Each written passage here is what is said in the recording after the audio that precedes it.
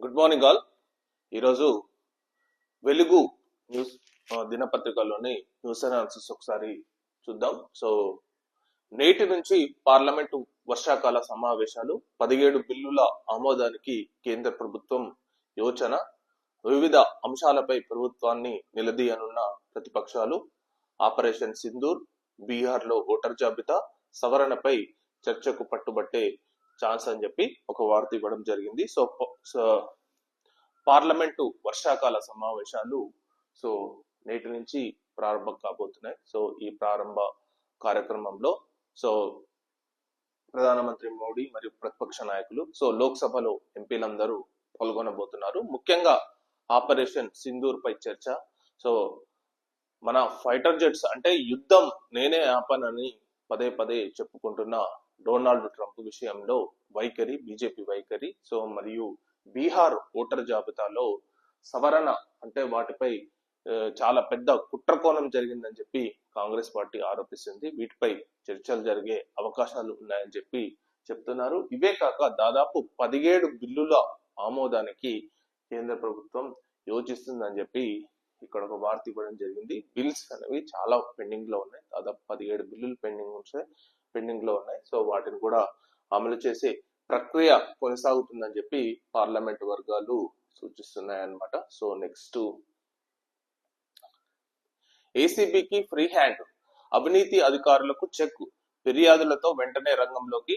7 నెలల్లో దాదాపు 142 కేసులు, 145 మంది అరెస్టు కావడం జరిగింది. మీడియేటర్ల ద్వారా దందా సాగించే లంచగొండుల లిస్టు రెడీ అని చెప్పి త్వరలో ప్రభుత్వానికి రిపోర్టు అందజేయనున్న ఏసీబీ అని చెప్పి ఒక వార్త ఇవ్వడం జరిగింది. సో ముఖ్యంగా ఎవరైతే లంచగొండి అవినీతి అధికారులు ఉన్నారో వాళ్ళను ఏసీబీ చాలా మందిని పట్టుకోవడం జరుగుతుంది. ఇక్కడ ఒక లెక్కలు గమనిస్తే ఒక సంవత్సరం కాలంలో పట్టుకున్న మందిని కేవలం 6 నెలల్లోనే పట్టుకోవడం అనేది చాలా గ్రేట్ అని చెప్పాలి. ఫర్ ఎగ్జాంపుల్ 2024లో ఏసీబీ నమోదు కేసులు ఎంత?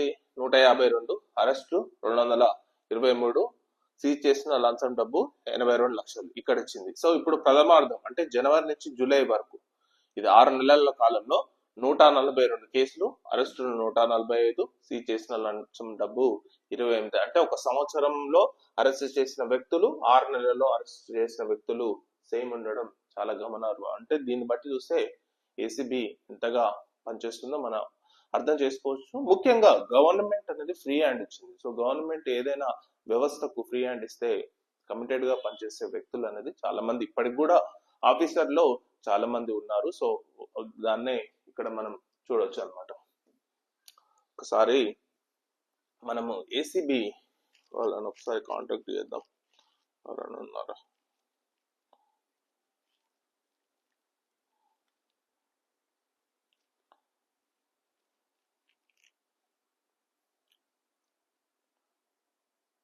పిల్లల కోసం బేబీ గ్రోక్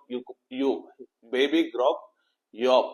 సో పిల్లల కోసం బేబీ గ్రోక్ యాప్ ను తీసుకురానున్నట్టు XAI CEO ఎలాన్ మస్క్ శనివారం ప్రకటించారు. ఈ యాప్ లో చిల్డ్రన్ ఫ్రెండ్లీ కంటెంట్ మాత్రమే ఉంటుందని చెప్పి సోషల్ మీడియా X లో ఈ మేరకు పోస్ట్ చేయడం జరిగింది. సో ఇది ఒక్కసారి మనం ఏసీబీ గారికి ఫాలో చేద్దాం.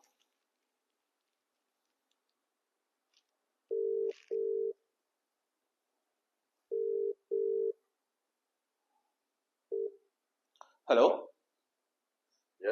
Sir, good morning sir. నా పేరు నరేందర్. నేను యాక్చువల్లీ తెలంగాణ రైజింగ్ ఛానల్ నుంచి మాట్లాడుతున్నాను సార్. Good morning sir. ఒకటి సార్, మీకు అభినందనలు తెలపడానికి నాకు మీ నెంబరు నాకు అవైలబుల్ ఉంది. సో ఏసీబీ ఏదైతే ప్రజెంట్ గా తెలంగాణ రాష్ట్రంలో ఇంతగా పనిచేస్తున్నందుకు మీకు ముఖ్యంగా అభినందనలు చెప్తూ ఒక్క వాక్య సార్. అంటే ఎవరైనా సరే ప్రజలు అంటే ఎవరైనా లంచాలు అడిగితే ప్రజలు నిర్భయంగా చెప్పొచ్చు అనేదానికి మీ నిదర్శనం ఏంటంటే లాస్ట్ ఇయర్ కు ఈ ఇయర్ కు లెక్కలు చూసినట్టయితే ఒక లాస్ట్ ఇయర్ ఎన్నైతే కేసులు పట్టుకున్నారో కేవలం 6 నెలల్లోనే పట్టుకోవడం ఇక్కడ చాలా గమనార్హం సార్. దీనిపై మీకు ముఖ్యంగా ఏసీబీకి అభినందనలు సార్.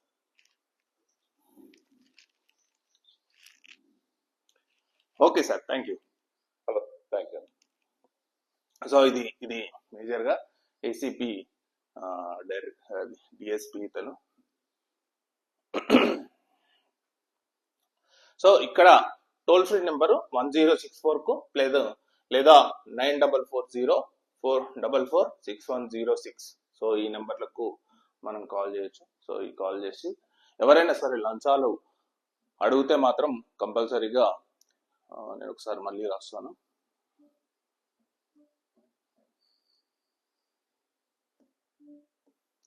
ఎస్ 106494446106. సో ఈ నెంబర్స్ కు ఎవరైనా కాల్ చేసి లంచం అడిగితే ఇమీడియట్ గా ఈ నెంబర్ చేస్తే వాళ్ళు అసిస్ట్ చేసి వాళ్ళని పట్టుకొని వాళ్ళను చట్టపరంగా చర్యలు తీసుకునే అవకాశం ఉంది. సో దీనిపై ప్రజలందరూ ఉపయోగించుకోవాలని కోరుతూ నెక్స్ట్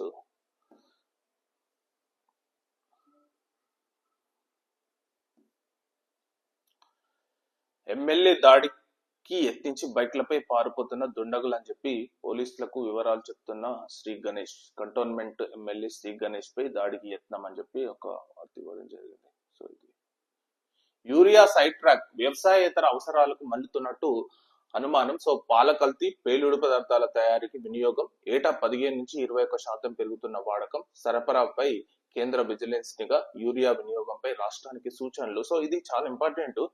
మీరు ఒకసారి చూసినట్టయితే ప్రతి సంవత్సరం 10 to 15% యూరియా వాడకం పెరుగుతుంది. సో వ్యవసాయం వాడకం పెరుగుతుంది అంటే వ్యవసాయ వాడకం పెరుగుతలేదు. ప్రతి సంవత్సరం వ్యవసాయం ఎన్ని ఎకరాలు సాగు చేస్తున్నారో అన్ని ఎకరాల్లో వచ్చే సంవత్సరం సాగు చేయట్లేదు. వేరియస్ రీజన్స్, అంటే వర్షాలు పడకపోవడం ఒకటి, కొందరు వాటిని కమర్షియల్ గా దాన్ని చేయడం ఒకటి. సో ఇట్లాంటి వివిధ కారణాల వల్ల వ్యవసాయం అనేది తగ్గుతుంది, మరి యూరియా వాడకం అనేది పెరుగుతుంది. మనం ఇక్కడ చూసినట్టయితే ఈరోజు ఏదో వరంగల్లో ఎక్కడో దాదాపు ఈ నుంచి ఒక 400 మంది లైన్ లో నిల్చున్నారు 6 గంటలకు. చాలా విచారకరం. మరి ఎక్కడ పోతుంది ఈ యూరియా? ఎక్కడనో సైడ్ ట్రాక్ అవుతుంది. సో దీనిపై ఖచ్చితంగా వ్యవసాయ శాఖ వాళ్ళు దృష్టి పెట్టాలి. సో విజిలెన్స్ వాళ్ళు కూడా దృష్టి పెట్టాల్సిన అవసరం ఎంతైనా ఉంది. సో దీనిపై మనం ఒకసారి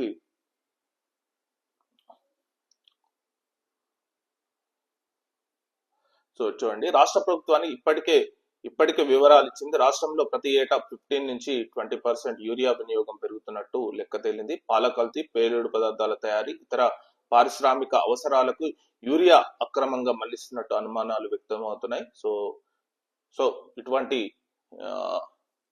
చూడండి, సో అంటే సైడ్ ట్రాక్ అవుతుంది సంథింగ్, అది యూరియా అనేది సైడ్ ట్రాక్ అవుతుంది. దీనిపై ఖచ్చితంగా చర్యలు తీసుకోవాల్సిన అవసరం గవర్నమెంట్ పైన ఎంతైనా ఉంది. సో ఇది ఇంకొకటి మనం చూసేది, బీజేపీలో బండి సంజయ్ వర్సెస్ ఈటల రాజేందర్ అని చెప్పి ఒక వార్త ఇవ్వడం జరిగింది. సో ఇది రాజకీయంగా పొలిటికల్ న్యూస్. సో ఇవాళ రేపు అతి భారీ వర్షాలు, 2 రోజుల పాటు తెలంగాణ వ్యాప్తంగా అతి భారీ వర్షాలు కురిసే అవకాశం ఉందని చెప్పి వాతావరణ శాఖ హెచ్చరించింది. సో దక్షిణ కోస్తా ఆంధ్ర ప్రాంతంలో ఏర్పడిన ద్రోణి ప్రభావంతో వర్షాలు కురుస్తున్నాయని చెప్పి వెల్లడించారు. సో ఇదండి మేజర్ గా న్యూస్ అనాలిసిస్ ఈరోజు. So thank you very much.